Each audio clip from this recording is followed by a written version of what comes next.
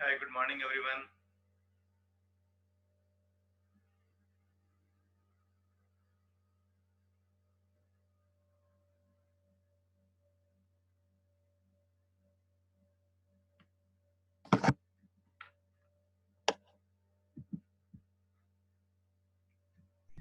So, until other people join, is there any question, queries, observations from the sessions so far?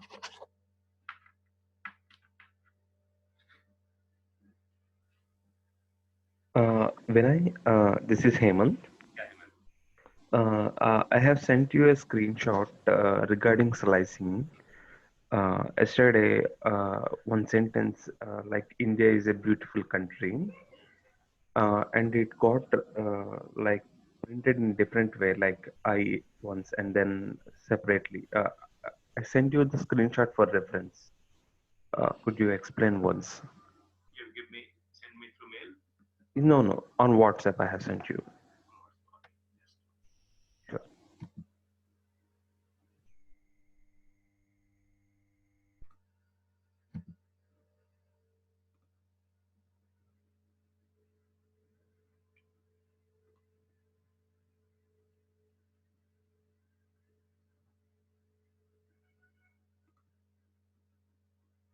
you sent me one on one or in the group. Okay, yeah.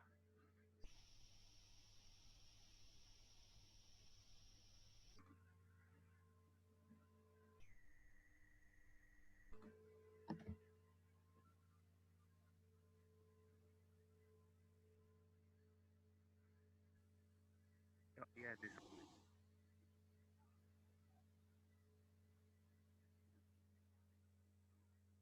So,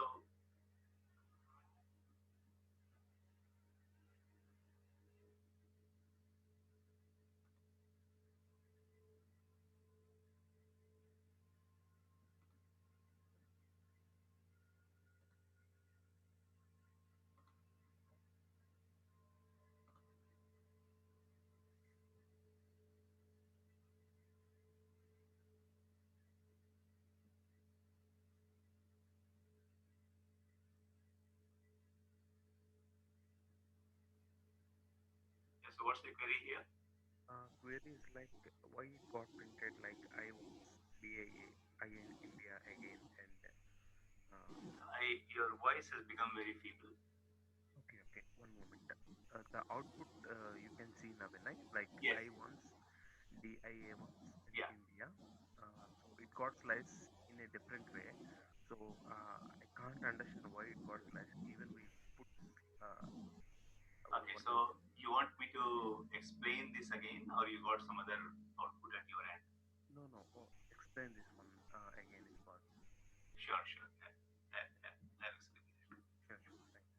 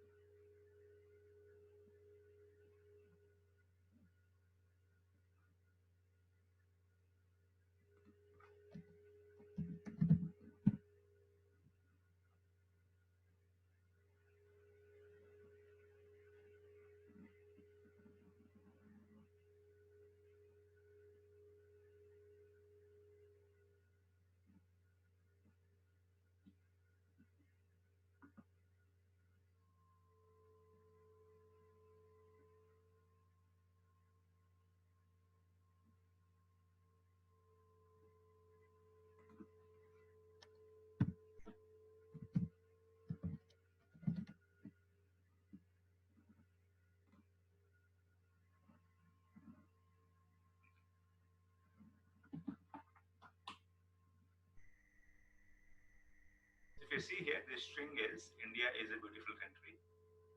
The same thing we are talking about now, or has something got changed?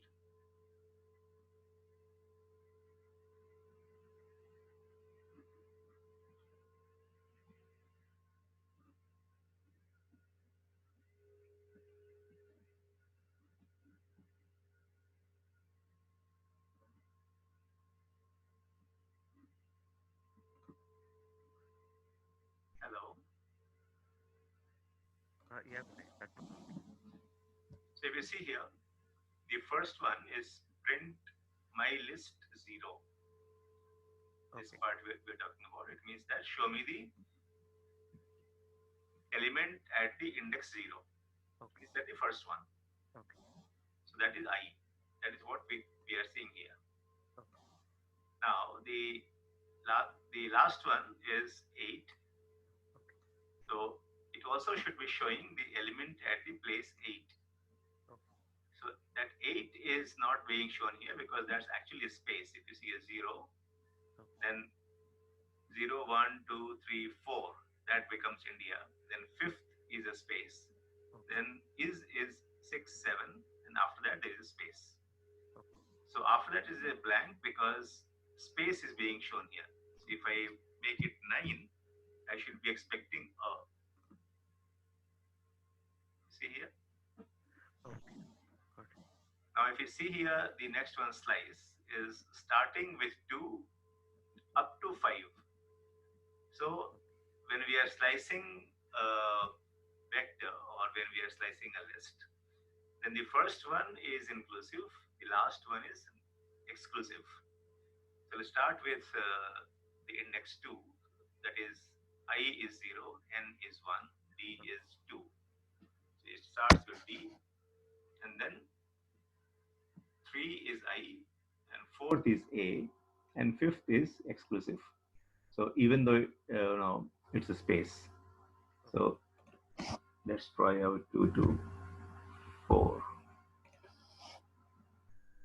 So it shows only D, I, and A, that is which is at the fourth space, is not being shown. So that's how the slicing of the vector works. And the third one is we have not defined the starting, we have only shown the ending. So if you see the slicing works, that start, stop, and step. So there can be 3 columns.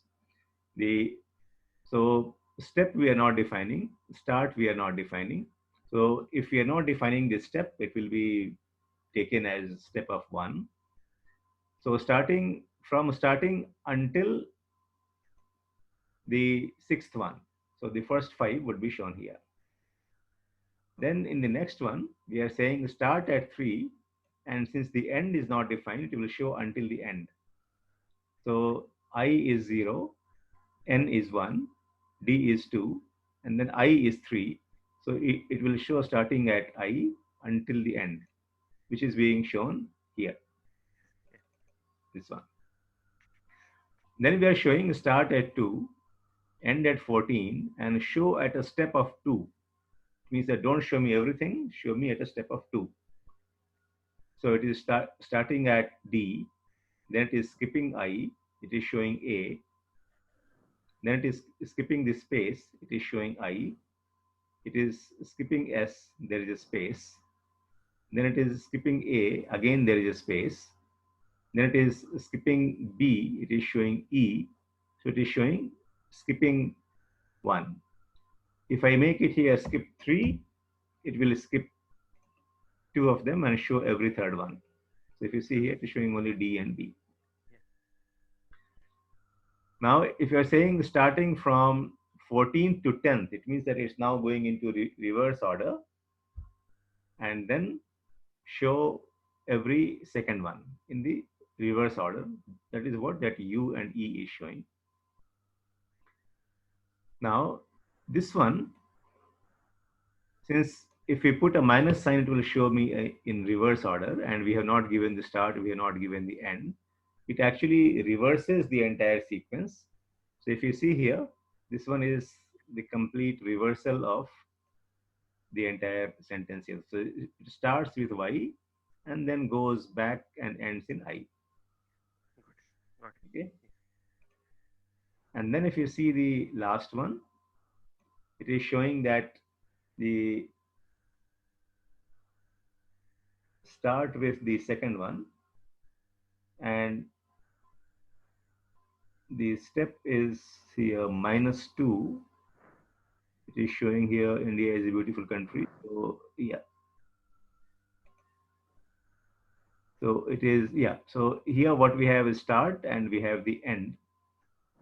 So end is defined as -2. So it should actually come until, so if you see the count, one is going forward, it is 1, 2, 3, 4, 5. And the count will be starting from here, it will be -1, -2.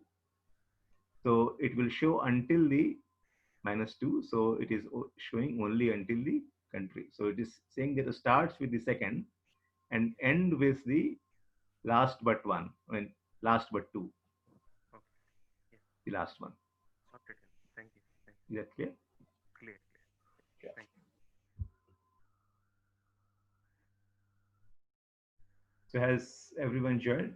We will proceed with our session. So uh, good that you asked this question, because slicing is important for understand, because today we will also go into slicing of the data frame, or not just slicing of the vector, but slicing of the tables. We'll see that.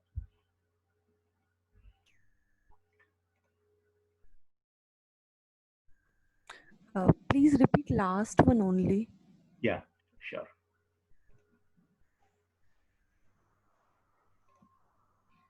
So if you see the index that is being given, it starts with 0, 1, 2, and we can also put the index from the reverse fashion. So if you see the last one, that is, uh, last one will be -1, second last will be -2, and third last will be -3.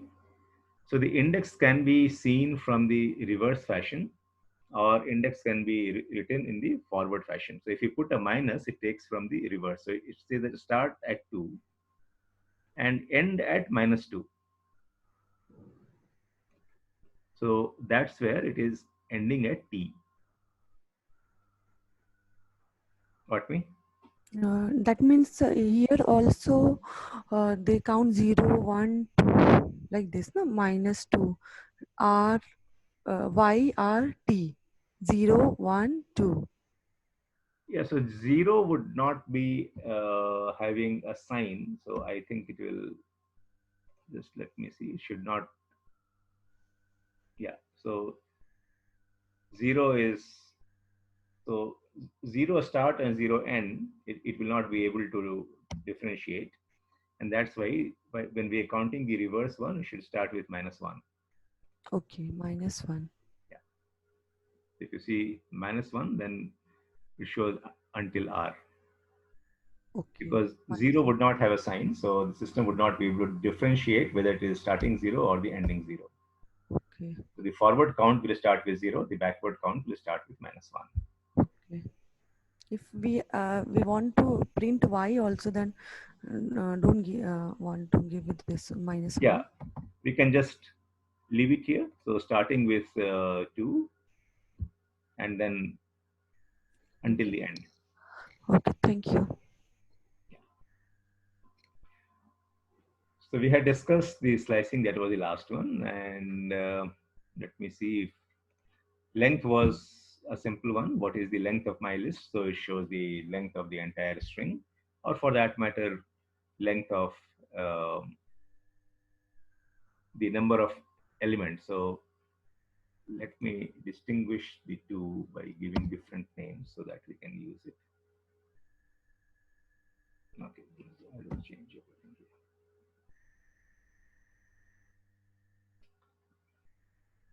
Membership part that we had seen. Now, the last one, which I had not covered yesterday, which I wanted to cover yesterday, was that you can also get the inputs from the console. And I have to just mention input, and then you put whatever is the question you want to want the user to answer, and then it will give a prompt where the user has to enter it, and then you can take the value. So for example, if I say here, input, what is your favorite flower? It is printing out what is your favorite flower. It is giving me a space to enter. And if you see it is going round and round, it means that it is still waiting for my answer. And if I say here rose and then enter, then it takes the value rose, because when I ask the system to print my favorite flower, which is the variable to which I will be assigning whatever is the input, then it is printing rose. Okay. So now let's go back to what we were discussing earlier. So we had covered the string and the string operations. We had done the list addition. Now we come back to our question where we had started our first session, that data science is more about computational thinking than about learning the syntax of any of the languages.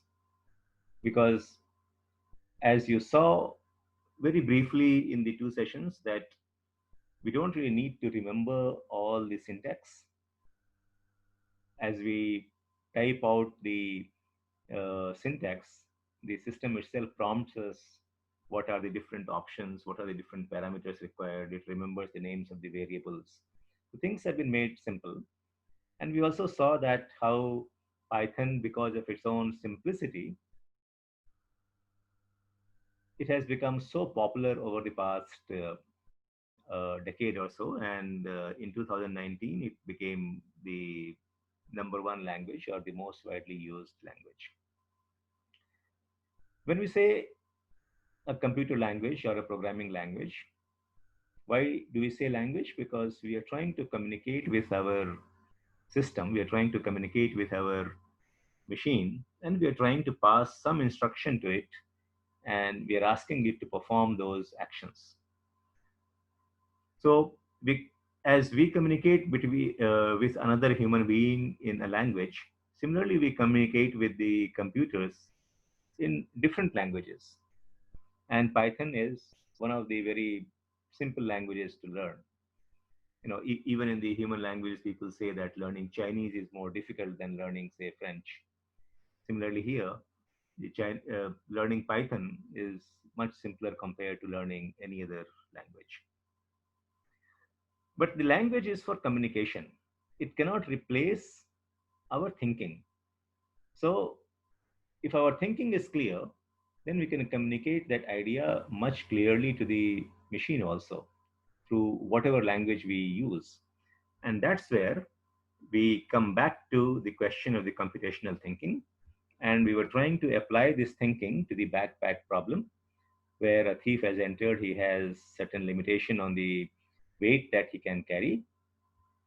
And we were trying to find out that what all things that he carries, so that he is able to maximize the value within the constraint that the weight cannot exceed a limit, and we can define a limit of say 15 kg, 20 kg, and things like that. So we had said that objective function would be to maximize the value, and constraint is the weight. And we have taken these examples.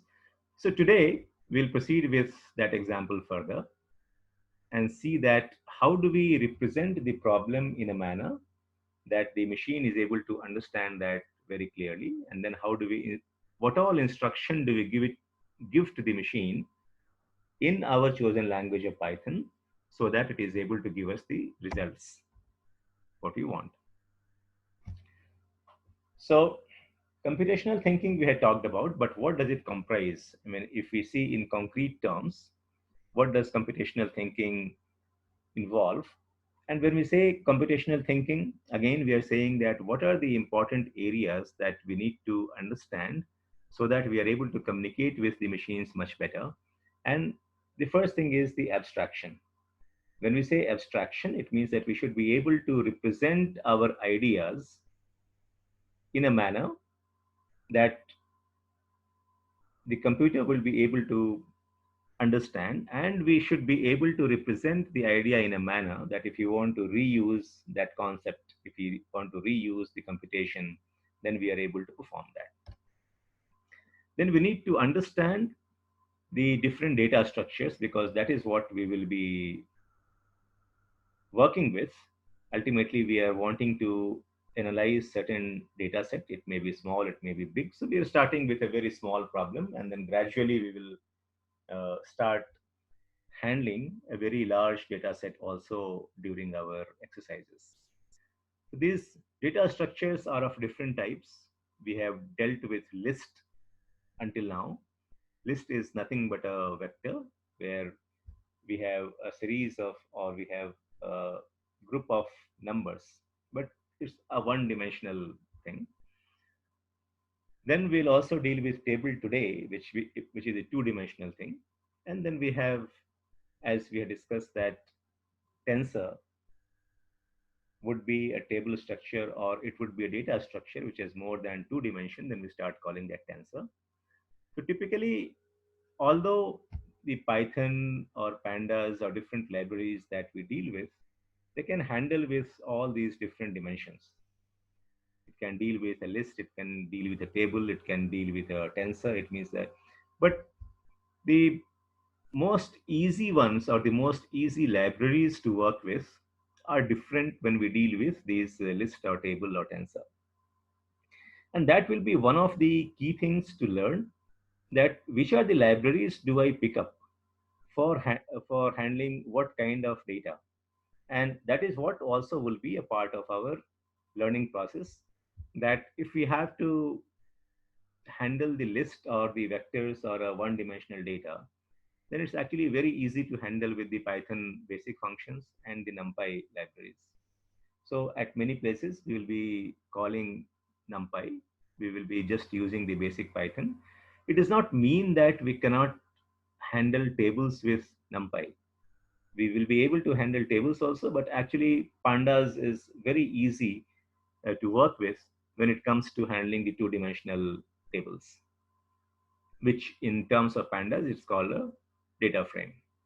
Similarly, when we have to handle more than three dimensions, even though NumPy can also handle that, the TensorFlow becomes a much easier one, or the more widely used library. So these things will also be a part of our learning process, that which library to be used when, because it becomes much easier and much faster to use. After having learned about the data structure, then we also, a very important part of communication with the customer is the controller structure. Some of you who have done the programming earlier, you would know that in all languages, the controller structures have to be there. So for example, if I have to repeat a function again and again, if I have to do a recursion, then we need to know, we need to have an, if and if condition, we need to have a while loop, uh, we need to have a for loop and things like that, so that the computer understands that how long it has to perform a function, at what point of time it considers that a condition has been met and it has to stop. So those things will be part of the controller structure. Then we also need to learn how do we instruct the computer to perform certain algorithms. For example, if I wanted to sort a list, or if I want to sort a table, if I want to search in a table, if I want to find out if there is a match or not, or if you want to do several aggregation operation or several mathematical operations like group by a certain parameter. So for example, if we have data on say city and population, then if I want to group by uh, the population by state, so these cities belong to a state, and then I can get the data, or it can sum by state and things like that. So different types of algorithms, how do we ask the computer to perform those algorithms? That would be a very important part of the computational concepts. And of course, the architecture.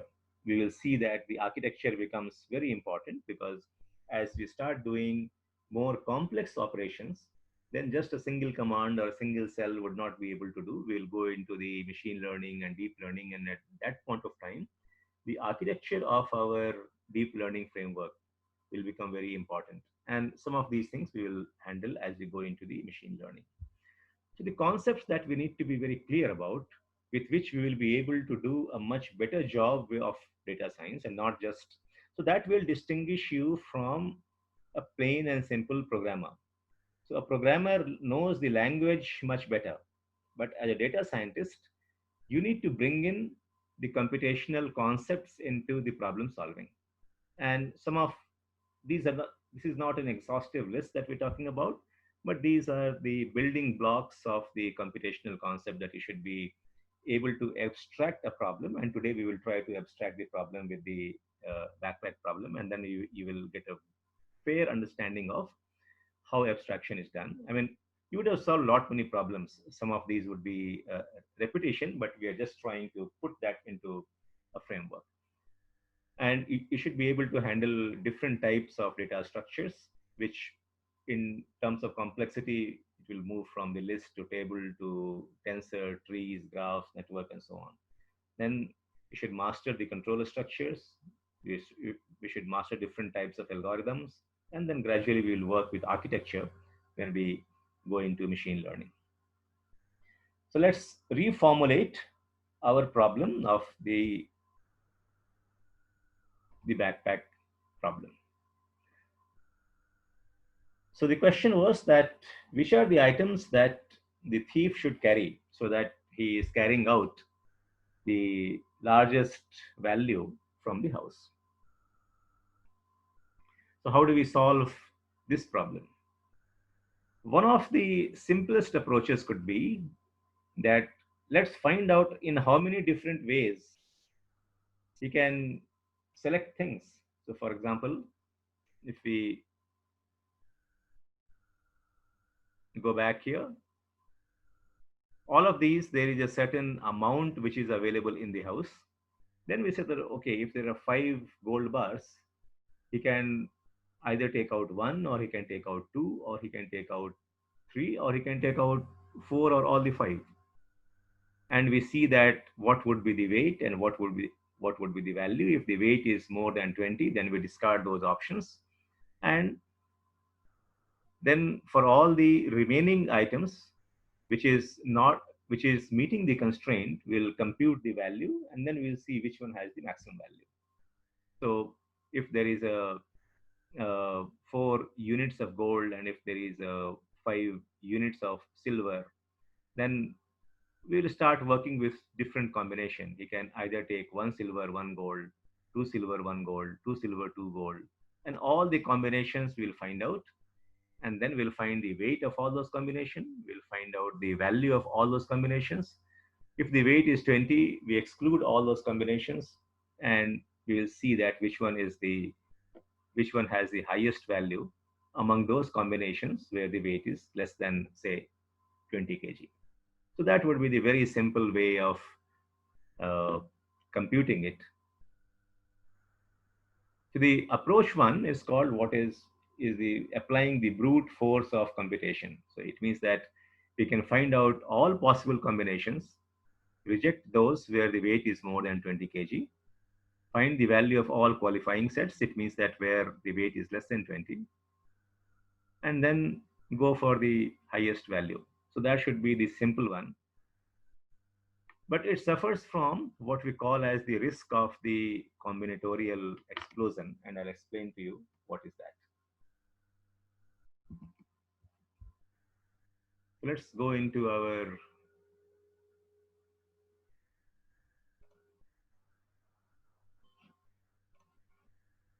so if you see, this is how we were representing our problem, and this one we had dealt in our first session, that we represent all the items, the 8 items that we have. I can give the full name also, that's not a problem, but then I've just put A, B, C, D, E. I put the weight of each of these items of one unit, that is, how much is the weight of 1 unit of A, how much is the weight of 1 unit of B, and all of these we are representing as a list. So as I had mentioned, there, the moment the system sees that there is a bracket, then it is expecting a list now. Now the value of each unit is also represented here. The value of A is 5,000, the value of B is 1 lakh, the value of C is 5 lakhs, and so on. And how many of these are available in the house? So numbers are A, there are 6 units of A, there are 5 units of B, and so on. So if we use the brute force of computing, it means that if we are trying to find out all the possible combinations in which the things can be carried out, let's see how many combinations shall we have. So even though we have not gone into the controller structures and all that, we will try to understand how we are computing the combination. So we are initializing a variable called total combination, and we are giving it a value of 1. So that is we are defining a variable, we are giving it a value of 1. After that, we are saying that for I in numbers, what is numbers here? Numbers, if you see, is our list. So it is saying that look into the list by name numbers. And for when we say I in numbers, this is one of the ways that you iterate over a list, or you go over each element in the list one by one. So this I could give any name. So I say for item in numbers, it will work in the same fashion. Okay. So I can use any of the words here, and then say in numbers. It means that the list which is assigned to the variable number. So that means that I will take this part of the list. So 6, 5, 8 until 100. So for each item or for each element in the numbers, that is what means by when we say for I in numbers. And then we pass on the instruction that for every element in the number, for every item in the number, for every I in the number, and as I said that you can use any word here. What is the system supposed to do? It is saying that total is equal to total into I. Or I could have used the expression as total combination into equal to I. I could have used that one, but I find this one much easier for me to understand rather than using the plus equal to or minus equal to. For me, it's easier to understand. And that is one of the things that we should always remember, that you should write a code which you are comfortable with. So there are different things that we need to take care of to make the code more efficient. But many times you will find as we go along is that writing a code efficiently and writing a code in a manner which can be understood easily by you yourself and by someone else is actually more important. And that's where, even if the code becomes longer, even if it is going to take a bit longer time to execute these operations, we should always go for the way that we are able to understand it better. And then I'm asking it to print. What am I asking it to print? I'm asking it to print the total combination. If you see here, when we print, I am using a function. So that's called the f string. So we'll just start with f. It means it gives me the flexibility to put a variable in the middle, and that variable or that function can be put inside the braces, and then it will print the entire thing and it will put the value dynamically here. So let's run this and see what happens. I have not initialized. So why did this problem come? Because it will say that name numbers is not defined. Why the name numbers is not defined? Because I have not run this cell, and therefore it has not been defined. So I import it, I run these cells. Now these numbers are defined in the system, and now when I run this, it should run. So if you see, if I apply brute force, it is going one by one. So it means that it says that if there are only item A, then there will be 6 different ways that I can select from item A. So I can select only one, I can select two, I can select three, I can select six. There will be six possible combinations. If I have two items, so now it is, so after having done the operation on the first one, it has printed. Now it goes back and evaluates that whether I should perform the next operations or not. So it says that yes, there is still another element in numbers. So it will go to the next element. The next element is 5. So it is now, when it comes for the second iteration, the value of total combination is already 6. So it is doing 6 into, and the value of I, that is the next item, is 5. So it is multiplying that by 5 because I will have 30 different combinations. Why 30 different combination? Because I can take one gold bar and one silver item. I can take two gold bars and one silver item, two or three, two or four. If you see, it becomes total of 30 combinations.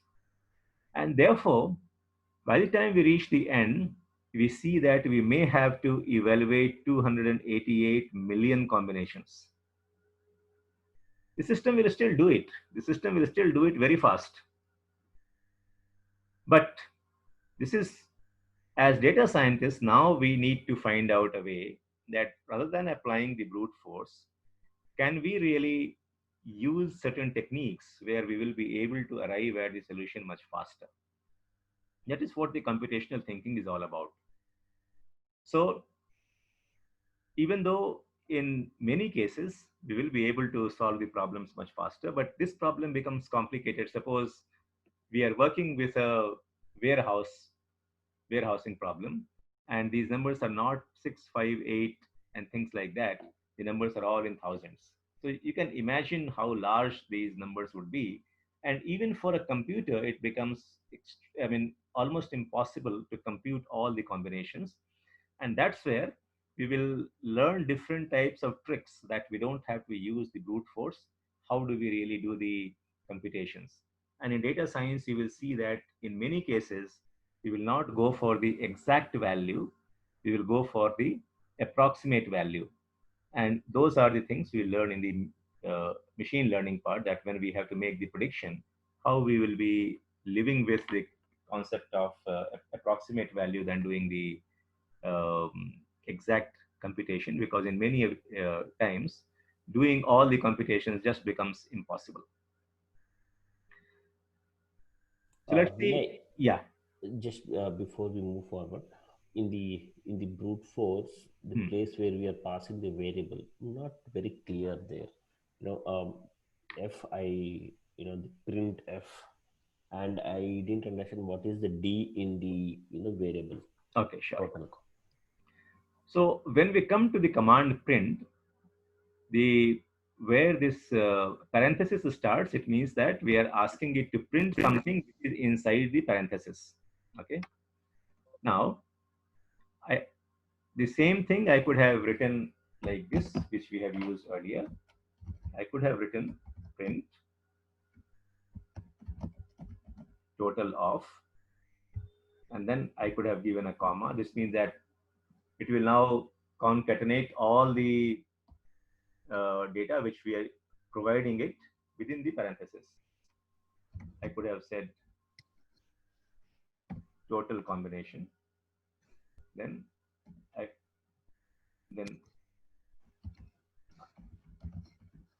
okay, let's comment it out. It prints this same thing, but you are seeing a difference here, that the numbers are not coming with the 1000 separator here. You see that difference? Now, see what is happening. It is first printing total of, then it is printing the value of the variable total comp, which is in the first iteration it is 6, in the second iteration it is 30, and so on. And after that it is printing a word combination. This is the simplest way to print. Okay. Now, we also have, if we use a bit advanced feature of Python. What it says is that within the string, so we are defining a string here. So string is starting from here. If you see within the bracket, or sorry, within the quote, whatever is written is a string. But if we prefix that by f, that's called an f string. And in that one, it gives me a freedom to insert a variable inside the string. So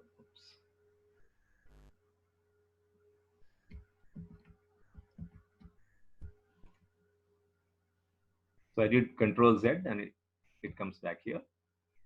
So it is giving me the freedom to insert a variable here. That is, and how does the system know that now we have to evaluate a variable or we have to put the value of the variable? We put these braces. So whatever is inside the braces, now that the system will look for the variable. So total com is a variable, so it will put the value of the variable there. Now we can further format these variables by giving certain other commands. So after the colon, if I give different types of commands, it will format that variable. So if I give comma D, it means that put the 1000 separator. And there would be many of these that we will learn as we go along, but it's a good question to ask at this moment. So if we do this, then it will take the total combination, whatever is the value, and we'll put the 1000 separator. Okay. So if I print with this, you see that it has started putting the 1000 separator. I can use a different formatting and say 0.2. So it will treat this as a float, and there would be 2 decimal points. So if I say 0.2f, it is that 2 floating points it needs to show. Let's see. So you see, it shows me the 2 decimal points. So these are the different ways that I can format. And since the numbers were large, I wanted it to make more readable so that the 1000 separators are there. So it's very easy to read the numbers. It becomes 288 million. Otherwise, you would have to count the 0 and find out that what the number is. So that's a way to print, or that's a way to formulate a string where inside a string we can put certain variables. That's how I am using the string function. Otherwise, we are able to print things in a very simple fashion where we provide this comma, comma, comma for each string that we want to put, and then everything would be combined or concatenated and it will be printed. So some of these things will become easier to you as more and more we use it. You will see that how it's just like the language. See, all the languages that we learn, we learn by using the language. So all your mother tongue or English that we learned, the more we use it, the more you become familiar with how to use a particular word or how to use a particular sentence, how to manipulate the sentences in a different way, how to introduce, irony and humor, and how to introduce different other emotions. Similarly, the same thing works with the computer language also. The more you start using it, you will start seeing that how different features are used at what point of time, which feature makes more sense, things like that. So don't worry too much about it, but it's uh, but I hope you have been able to understand that how this Hello. Yes, yes. thing is printed. Yes. Hello. Yeah. Yeah, F is for function. So f in this context is called the f string. It means that you apply a, a function to formulate the string. So the string is the string is given inside the bracket. Now, if I don't put f here, it will actually just print. Let's see what is happening. If I don't put f here, now it will just print it without taking the value of the total combination. Let's see. You see here? Okay. So if I don't put F, then it will not evaluate, it will not treat the braces as if it is containing a variable. That's Okay. where I need to print F. Okay. Now, And huh, total comb equal to 1, we initialize by 1 because we have to choose at least one combination. That's why, no? From that list. okay. So here, in some cases, how do we initialize? That is our discretion. But since we are going to do a multiplication and 1 is not going to change anything, that's why I am initializing it with 1. Yeah, yeah. But if I am going to do a sum, then I would be initializing it with 0, because even if there is nothing, it will be 0.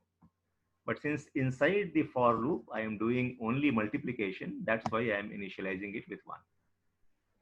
Okay, okay. Thank you. Okay. So you see that the brute force is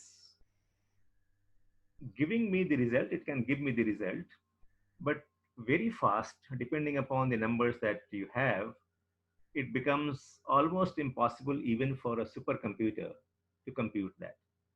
You know, in my school days, we used to play on the same thing, and we used to say that if you take a piece of paper and if you fold it by 64 times, tell me what would be the height of the paper. And we used to say that, you know, it will become 2 feet or it will become 6 feet.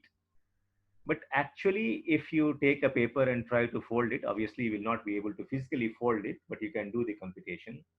If you can fold it by 64 times, the height of that will become more than the distance between sun and the earth. Because with every iteration, it is going on doubling, and the human mind is not really able to compute or able to visualize things which are exponential in nature. And that's why you have to compute and see. So that is what the exponential things do. That is what the combinatorial explosion says, that if you have multiple items and say, and if you need to find out that how many different ways a thing can be presented, it actually explodes with the expanding number of variables that you have and the increasing number of variations that each item can take. So very soon the brute force, it becomes impossible to work with, and as data scientists we should be able to do a better job. So now let's see that how we could have solved this problem, and how do we really solve the problem of selecting the highest items or selecting the highest value of item given that we have a constraint on the weight. What we could do, the first thing that we could do is that now we say that, okay, let's start putting those items first which are highest in value. Would that be a fair proposition?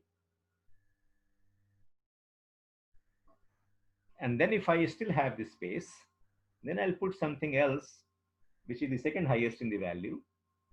And this process I will repeat until I have met my weight constraint, that is until I have achieved 20 kg of weight.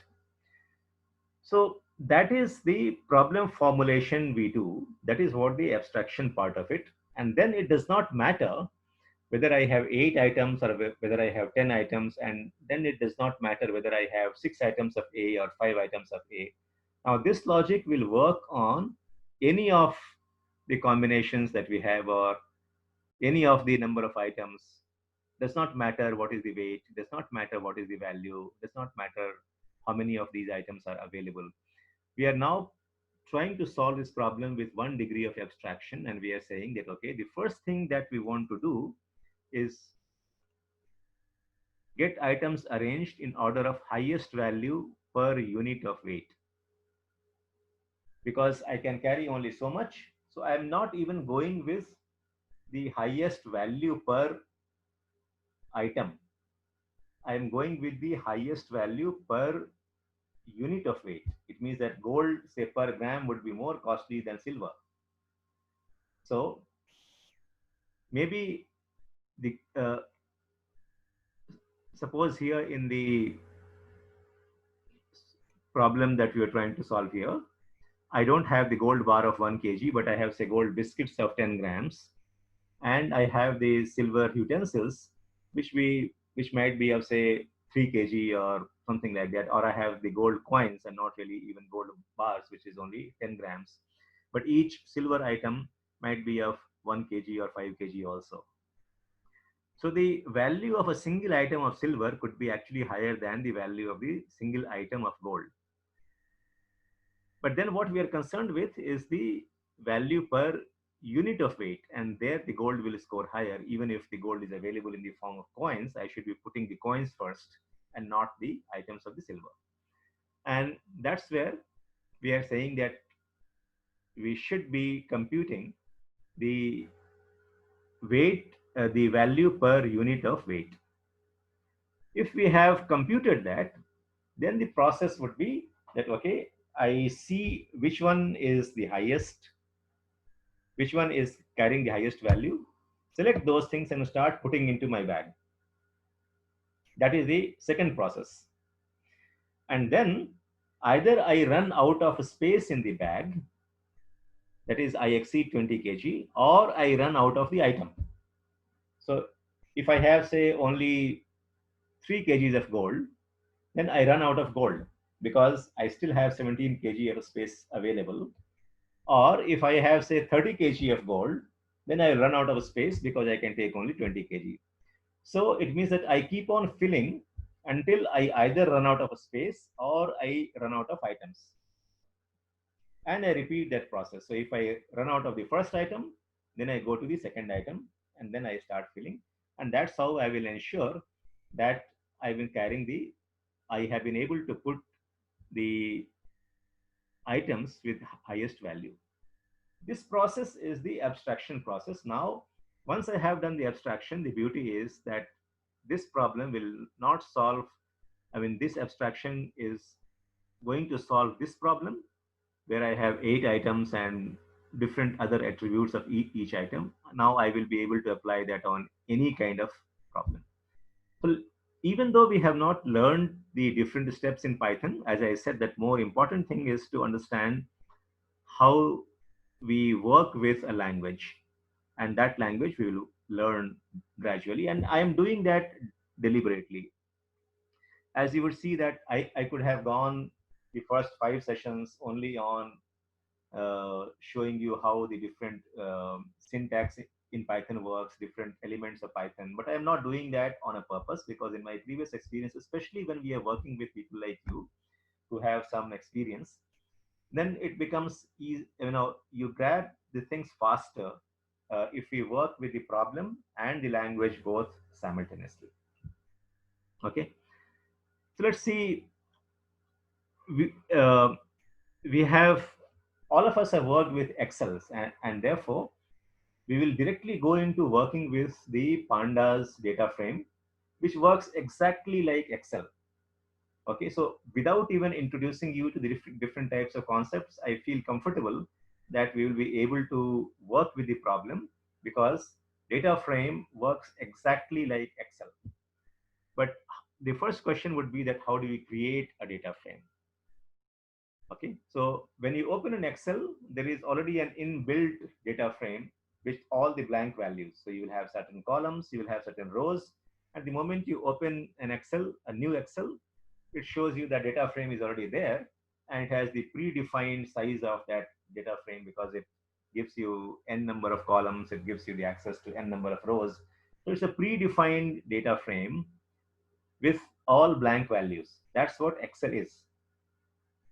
So the moment you open, it gives you a default data frame. But here we will define a data frame which can vary based on our needs. What does it contain? How many columns it will have? What will be the name of the column? How many rows it will have? All these things we can define here. That is what the creation of data frame means. Now we already have the data available about items, weight, value, and numbers, and we can just add that to a data frame. So to be able to create a data frame, I define a variable which because we are going to create a data frame, the convention would be that either you can give a name or you can just use df, or for that matter, since it is a variable, you can give any other name. So I am just using df for data frame. And now to this, I would be assigning. So this variable, I am assigning. Now this PD, if you remember here from the earlier, we are importing pandas as PD. So now onwards, whenever I will use the word PD, it means that I am recalling the pandas library. Okay. So I have imported panda, and the moment I say as PD, it means that I am giving an alias to it. I'm giving a name to the pandas library. So every time that I use PD, now the system would know that I am trying to fetch something from the pandas library. So from the pandas library, so if we read this, it will read like that. From the pandas library, fetch the data frame functionality. Okay. And then create a data frame with whatever data or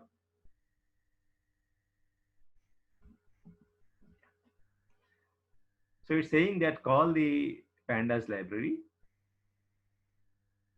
From there, you call the function with which I create data frame, and create the data frame with items, weight, value, and numbers. That is what the instruction we are giving it to it. Okay.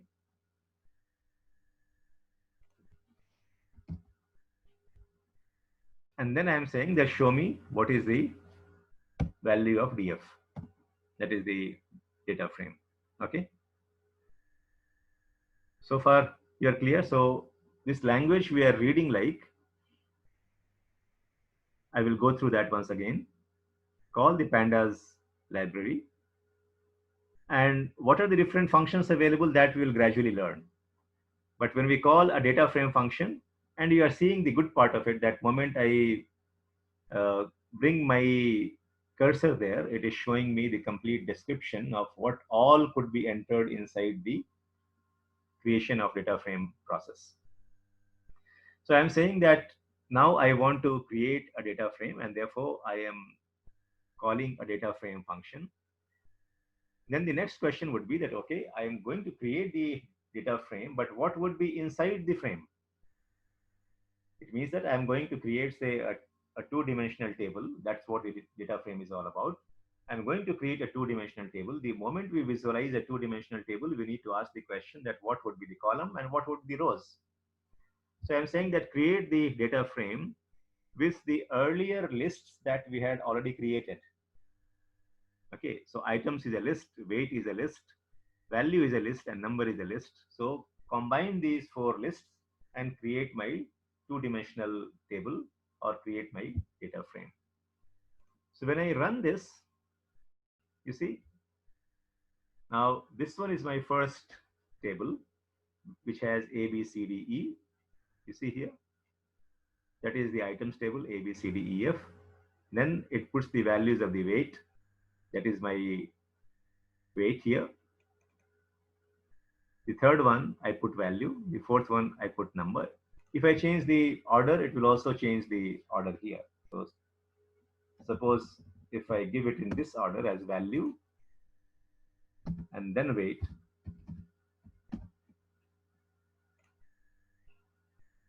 then you will see that first it takes the items, then value, then weight. So it will put these things in the order that we define here. Is it clear so far that how we have been able to create a table, an Excel-like table? Yes. Yes. Okay. So you will find that once you know how to recall the library, and once you know which function from the library to call, and then which parameters to use. So if you see here, there are three different things that we are doing. We are defining the library, which is PD. We are defining the function from the PD. And these are the things that we'll have to learn, that what are the different functions that we use for which purposes. So from the pandas, so the first one was the library. The second is the function. So data frame, when we call the data frame function, it is for creating a data frame. And then what are the different parameters we use, or in this case, if you're asking the system to create a data frame, it must know that with what do I create the data frame.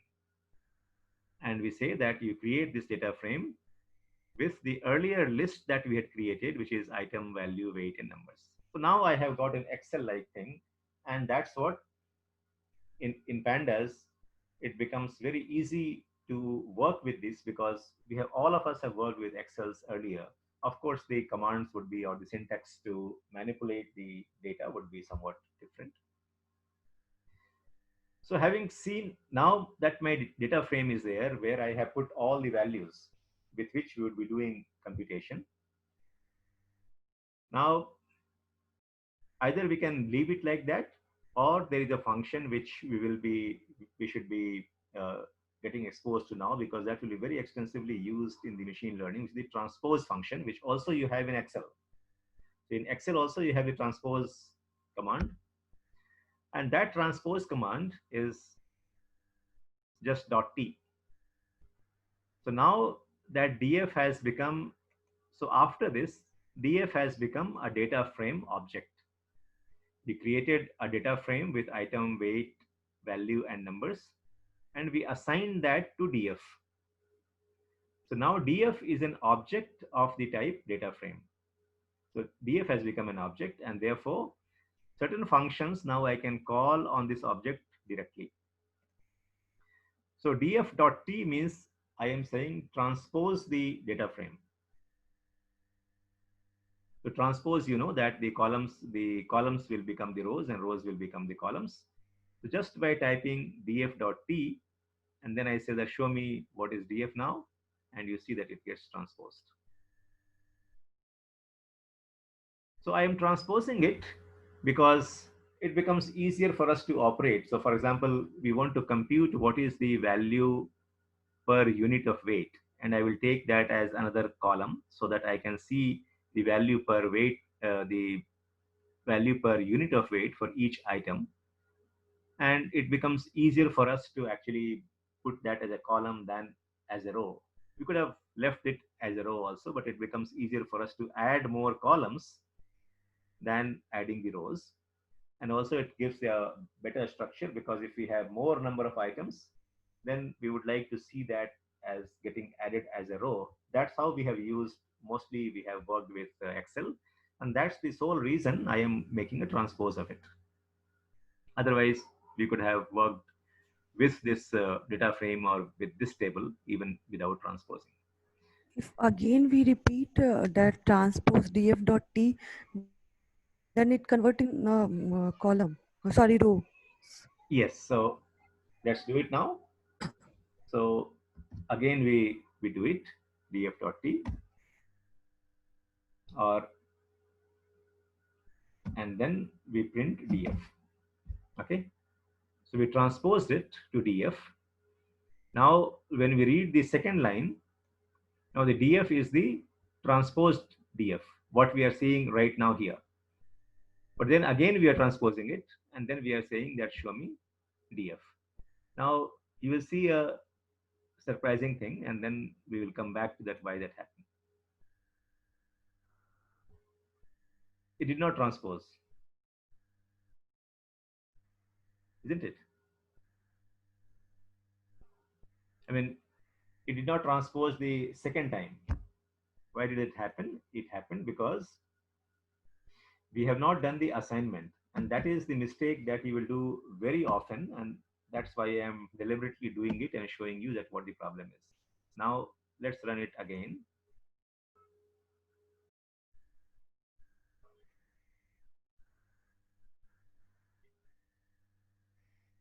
Df is equal to df.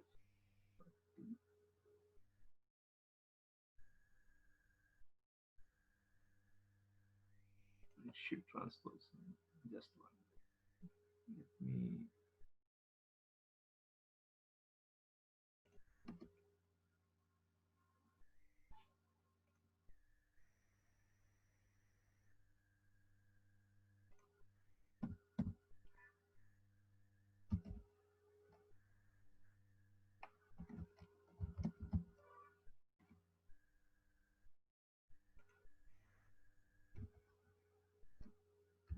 definitely has to do it. Just let me see where I am going wrong.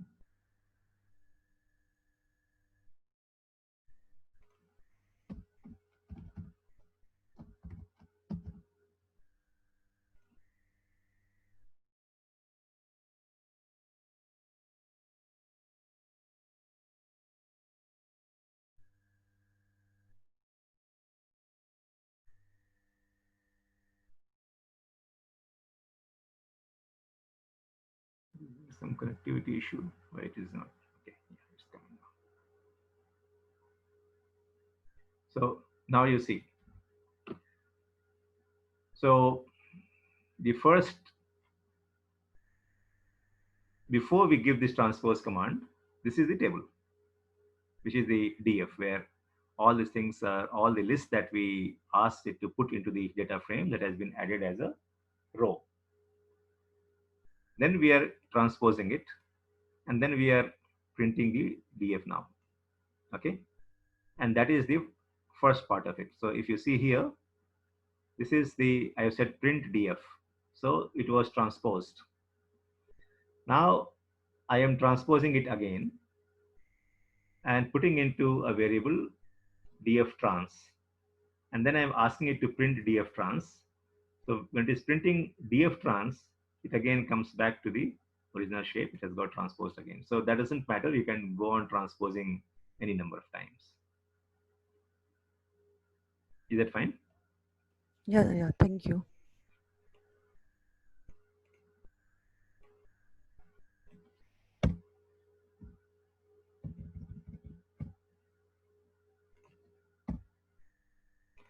So we have transposed it.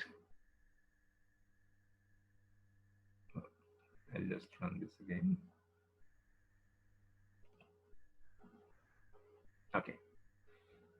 Now we have got all the data inside a data frame or inside a Excel like a structure with which we have worked all along, and therefore it would be easier for work.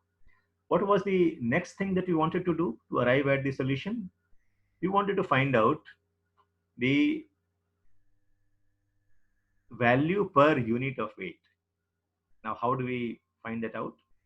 Now, before we do that, now if you see here, there is no column name here, and so we can continue to work with just 1, 2, 3, but then it becomes easier for us if there is a column name. That's how we have worked in Excel also, isn't it?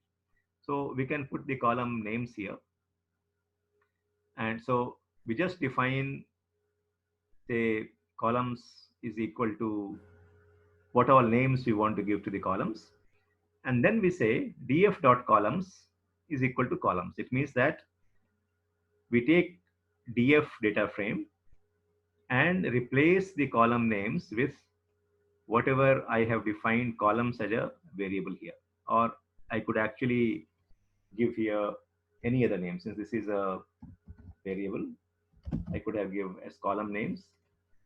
So df.columns is equal to, I say here, column name, because that's the variable I have defined. Okay. Now I'll give it in the same sequence. So here item value weight numbers. So we change the original sequence. So I'll say here item value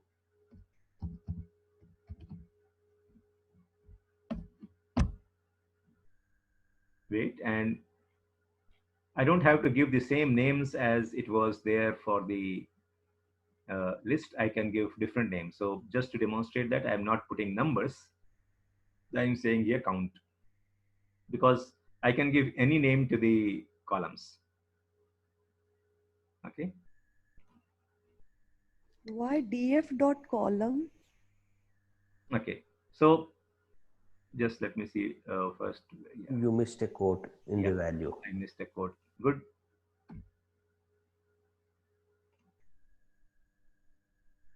Okay. So now I have defined a variable where I am saying, and this variable is again a list if you see. So the moment the system sees this bracket, it's now expecting a list. And there are 4 items in that list: item, value, weight, and count. Now we come to df.columns. So again, we are saying df is now a pandas object. a pandas data frame object because df we had defined as a data frame. So now it says that df.columns, it means that columns in the df data frame. How we read this?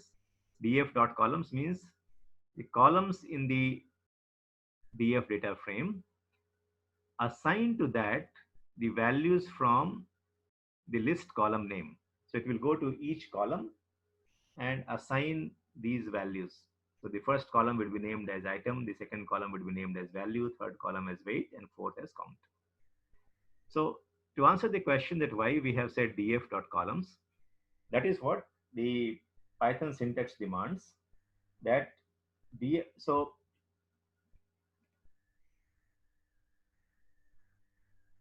if I put here,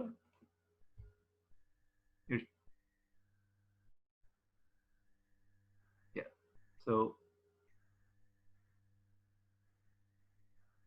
it is still taking the value, but if I put,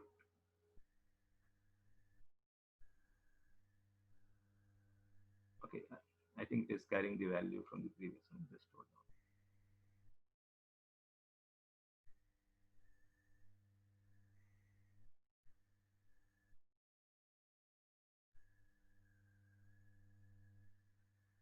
Okay.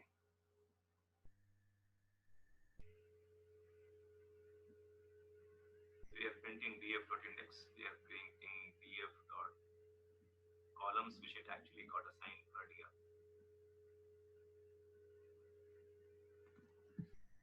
So this one is the Python command, which says that take the columns of the data frame by name df and put the values which is there in the column name. So that's how we assign the column names. And after this, if we just print the df,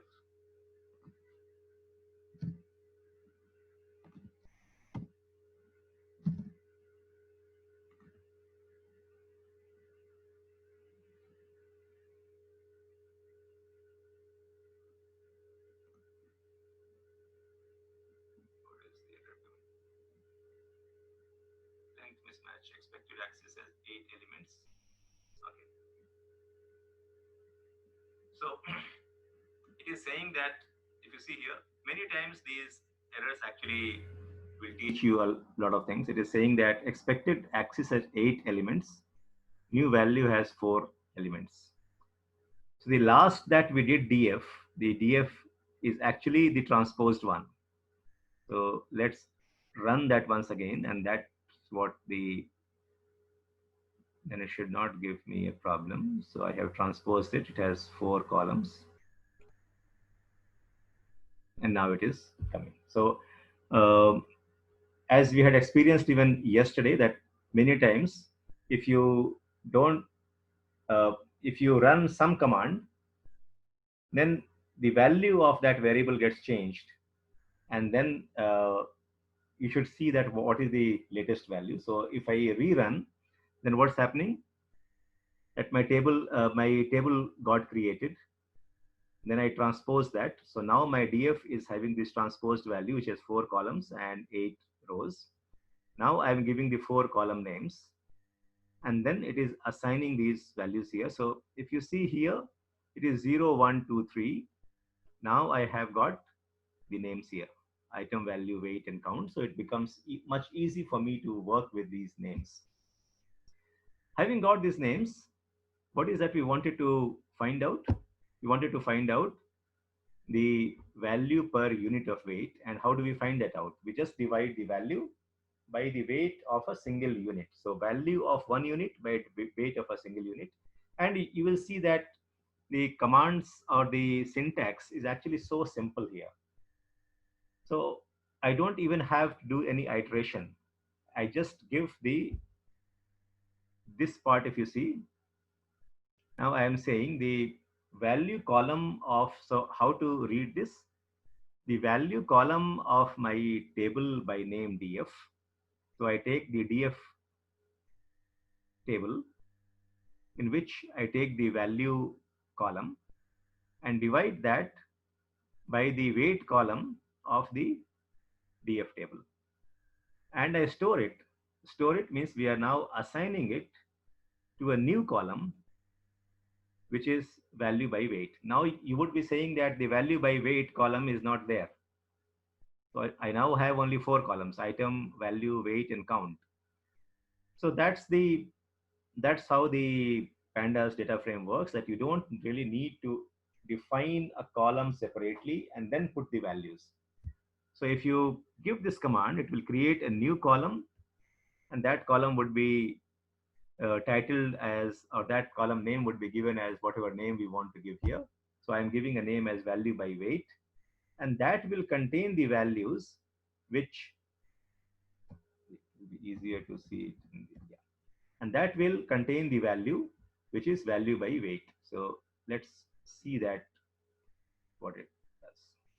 So you see here, when I give this command, it is introducing one more column, and the value of that column is value by weight.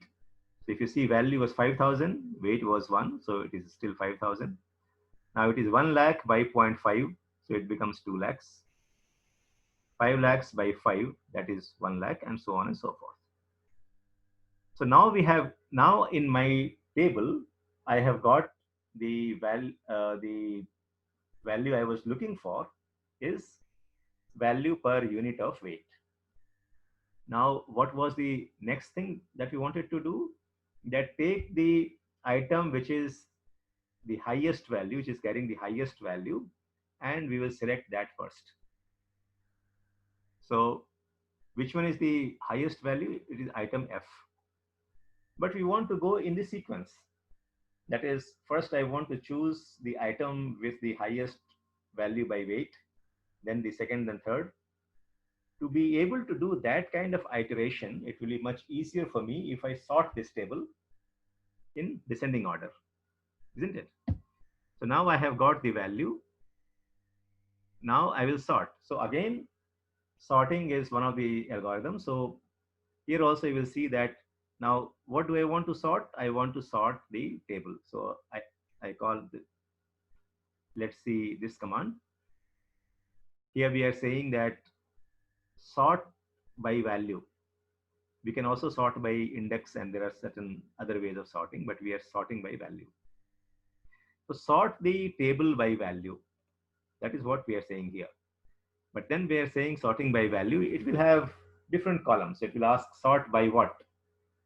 So we are defining by is equal to, and then we can give the column name. Now its default way of sorting is ascending. So if I don't give here as false, it will actually sort it in ascending order. And that's why I am defining ascending is equal to false. Now it will sort it in the reverse order, means in the descending order. Is descending is not the parameter that can be given to the sort value? Descending is equal to true? I don't think so. I think it has to be given ascending is equal to true, or I mean, ascending is equal to true need not be written because that's the default value system will take. And ascending is to false, if we give, then it will do the ascending. I don't think it takes descending, but I'll check on that once again. Yeah, maybe I'll also check while doing the practice. Now, one more thing which we are saying is ignore index is equal to true. Need not really be given here, but what I am saying is that if you're seeing the index, the system has given an index value to each row. So if I don't give this command, it will maintain the original index value. So let's try that. So we'll ignore these two and let's see how it does. You see here, we removed those two parameters.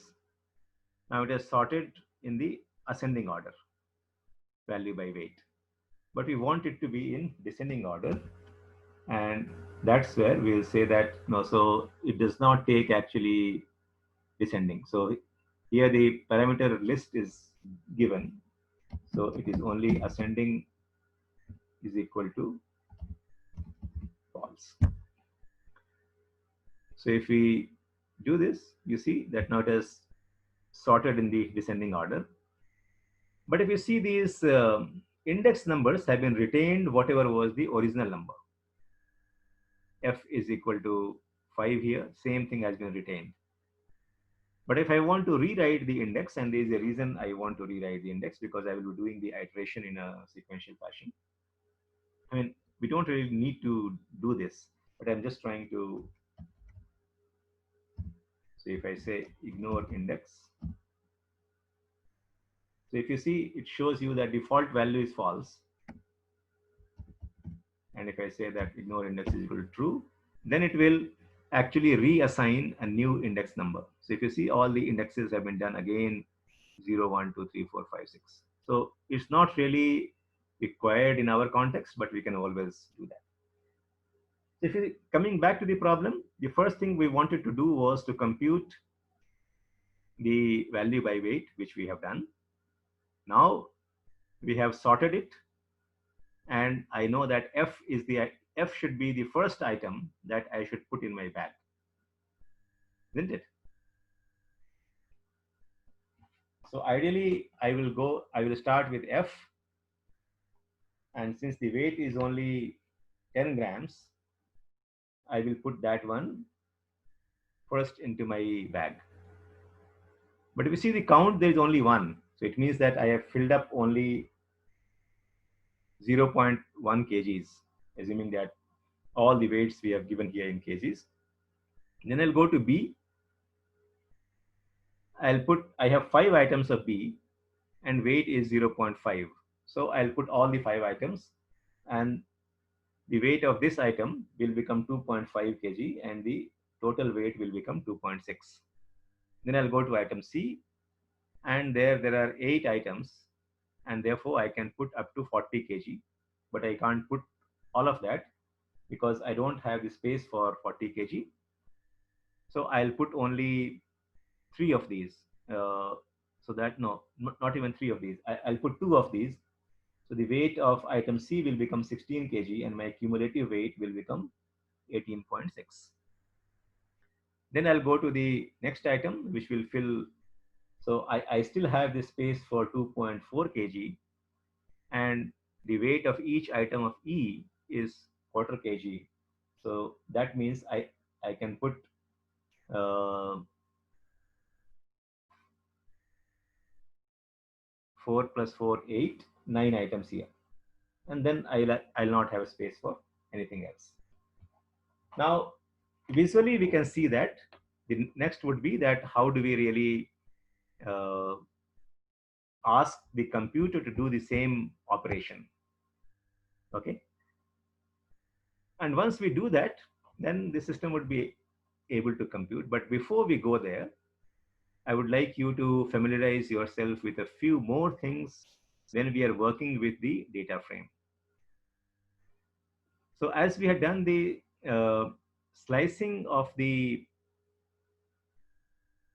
list that we discussed even this morning, similarly, we need to see that how you can do the slicing of the table. And slicing of the table is also done in a very similar fashion as we do slicing of the list. So here, for slicing, we'll be using 2 commands. One is called the lock, and the second is called the ilock. So lock is the short form for location. So it shows me that which locations of the data frame you want to see. So let's go to this one first. Okay. So I'm saying that show me the following locations. The first one, the first input here will show you that which rows, and the second input shows which columns. Okay. So we have 2 types of slicing ways. One is what we call as the lock. So once we use the lock, then I have to give the names. So it works with the names and it works with the index. So I can filter it out based on the names of the column or based on the names of the rows, or I can filter it out based on the index of the column and index of the rows. And we will deal with both of these. So I have a data frame and I want to see the slice of it, or I want to take a slice of it. So I take the slice first by location, uh, first by lock. It means that I need to give the named argument. So I'm saying show me the first one represents the rows. So I am saying that show me the rows 0 and 3 and the columns value and count. Now you would be asking me that lock was actually expecting names while I'm giving the names of the column. How come I am giving 0 and 3? Because I have not given the names of the rows, and therefore these are 0 and 3 are the names. So if I do that, it shows me the row 0, it shows me the row 3, it shows me the column value, it shows me the column count. Now I can change it to 0 and 5, and it will show me 0 and 5. I can change this to value and weight, and it will show me value and weight. That's how we slice by name. We can also slice it by giving a condition. So that's what is will work in this cell here. That I'm saying that show me the following locations in my data frame, and which rows to show. Show me only those rows where the count is more than 3. You got me? So it will go row by row and evaluate that in which rows the count is more than 3, and then it will show me the value and count columns of those.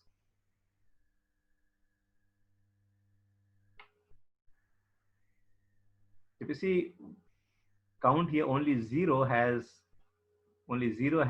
a count of less than 3. That is only 1. So if I change this to 5, then even the second one would be excluded because I am giving a greater than sign.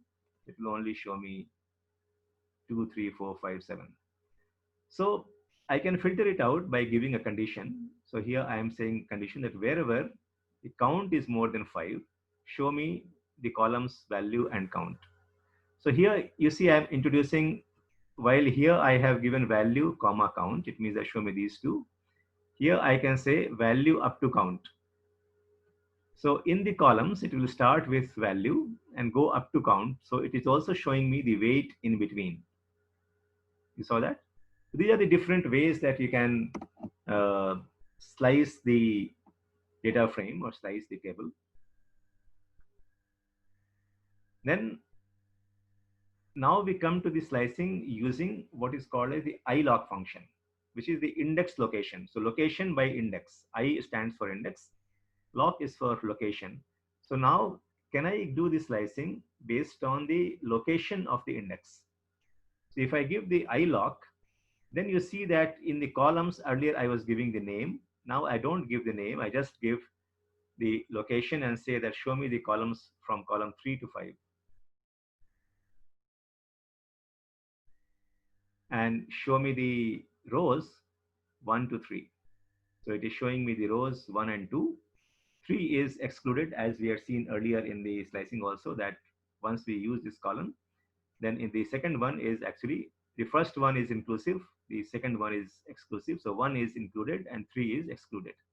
It shows me 1 and 2 and the column 3 and 4, not the fifth one. So I can slice the table either based on the names of the rows and names of the column, or I can give the index, and based on that the slicing can be done. So here we saw that we can say from 1 until 3, or we can give the specific rows and a specific column. So I can say, I am saying that show me row number 1, 5, 2 and column 1, 3, 4. So it shows me 1, 5, 2 and the columns at the index or at the location 1, 3 and 4. So that's how the slicing can be done. Okay. So now that we have got introduced to the data frames, which is in our mindset, it's just like an Excel. The only difference is that when you open a new Excel, gives you a pre-defined data frame with all null values, I mean all the blank values. So it gives you an X number of columns, X number of rows, values are nil. But here we can define how our data frame will look like and what the values would be. And that we do by pd.dataframe. And then in that data frame, we can put various values. One of the ways is that there is an earlier created list. And I say that put these lists into my data frame. And that's how we got the list. We learned the function of transpose, yet how we can change the columns into rows and rows into columns. Then we learned how to give the names of the columns. And then we saw how do we do a simple operation which runs across columns. So finding out the value by weight, we just took the column value, divided that by weight. So that does the operation across the column. So it will take element 1 of value, element 1 of weight, and do the division. So we don't have to, just in Excel, you give one formula, then I have to copy that formula across the range where I want to do. That need not be done. And so the creation of a new column and putting the values there, that can be done in one shot, that we saw here. Then we saw how do we sort. We can sort by value. So that is one way of sorting. We will also experiment with different other ways of sorting. We saw the sorting by ascending or descending. And we saw that during the sorting, I can retain the original column IDs or I can override the column IDs. Then we saw that how we do the slicing. And we will continue with solving our problem of the backpack problem. So for the backpack problem, we have worked out the logic. Now we will see that how that logic we are going to put into our Python language so that the machine understands the logic and the machine executes that logic. Okay. So I'll share this data frame and this notebook has been shared with you. I think some of you had not joined the group earlier, so I will share that once again on the group. The idea is that you should go through this once again before we come to the session tomorrow so that you are able to grasp the next concept that we'll discuss much better. And if there are any questions, you can ask now, or we can start the tomorrow session with those questions. Any questions so far? Hello. Yeah. We are also learning AI through this course. So what we do in that, can you show any things, how we correlate with the coding?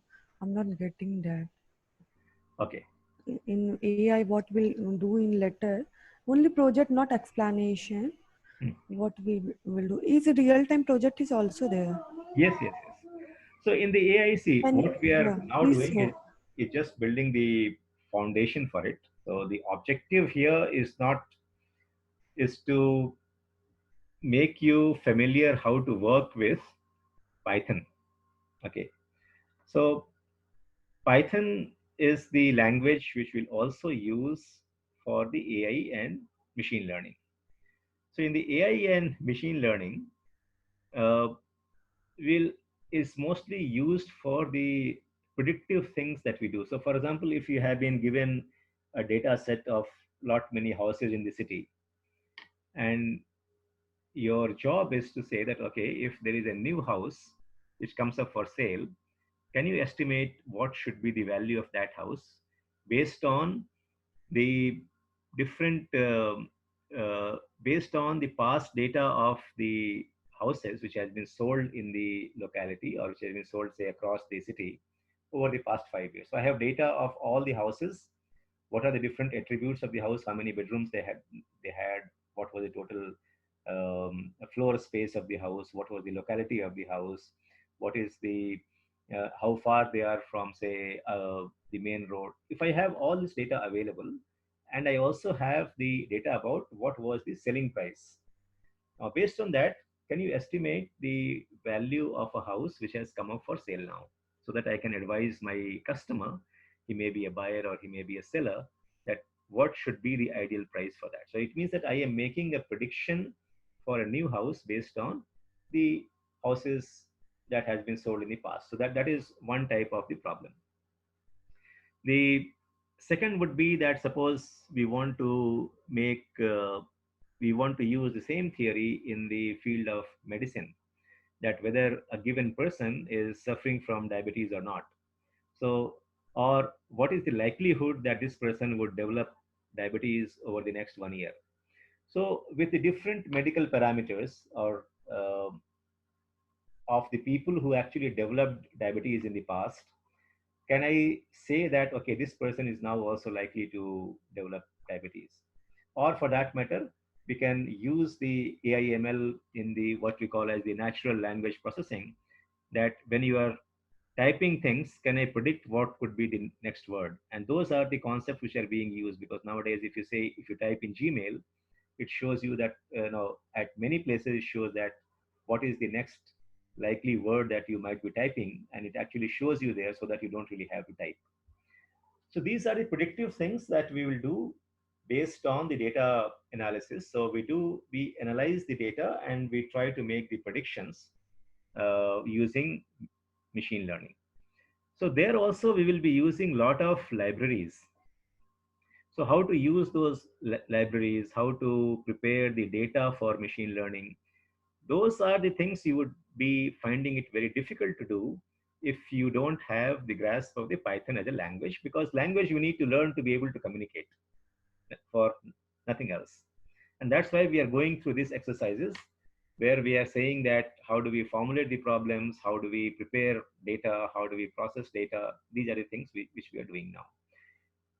So once we have done this, then we will go into the real problems in machine learning. And there are different types of things that we will be doing in machine learning, like regression, classification, natural language processing, deep learning. All those things will come gradually.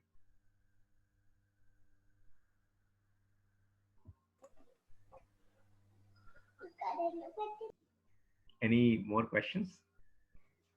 Can we see that project only for run time, not a coding part?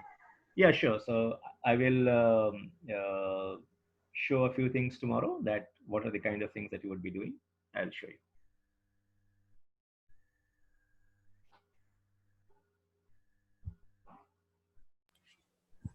So tomorrow, yeah, sure. Yeah, any more question?